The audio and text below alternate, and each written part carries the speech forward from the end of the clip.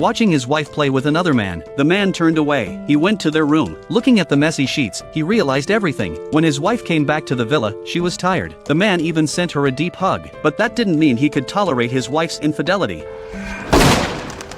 The sound of a gunshot alerted the gardener. A sharp knock at the door, but the man was unperturbed. He deliberately fired several shots at the window. Everyone runs away in fear. Then he dragged his wife's body aside. He picked up the shells on the floor, rearranged the scene. He took off his shirt and threw it in the fireplace, and then rinsed his body with hot water. To get rid of the smell of smoke, he took care of all the details in an organized manner. The whole process seemed extremely calm. Soon the police quickly surrounded the villa. Coincidentally, the police chief in charge of the case is the wife's secret date. In order not to affect their respective families, they never revealed their real names to each other, and that was the most crucial part of the man's plan. Through the door, he saw a gun in the man's hand, so he suggested that both men put down their weapons. Then he entered the house, and that was the key to the man's plan. But what the sheriff didn't expect, the man confessed that he had shot his wife. She all right?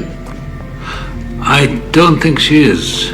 I shot her. He signaled the location of the body with his eyes, following the bloodstains on the floor. Soon he noticed the photo on the wall. He had a sudden reaction. He rushes over to see what's going on. In the meantime, the man had already grabbed a gun and appeared behind him. Luckily, the sheriff was quick to react. He grabbed the gun and knocked him to the ground. Then a large number of police officers rushed in. They successfully subdued the man, found the woman on the ground still breathing. They immediately took her to the hospital. The sheriff was in a daze. The man was taken to the police car, but he smiled an evil smile. After entering the jail, the man not only gave up hiring a lawyer, he suggested skipping the investigation and going straight to trial as soon as possible. But soon the lawyer received a call from the police. The key piece of evidence, the pistol, had gone bad. It was found to be a gun that had never been fired. It was a gun that had never been fired before. Obviously, it couldn't be the murder weapon. The police then searched the villa, but they found nothing. The pistol that killed his wife. It was as if it had disappeared into thin air.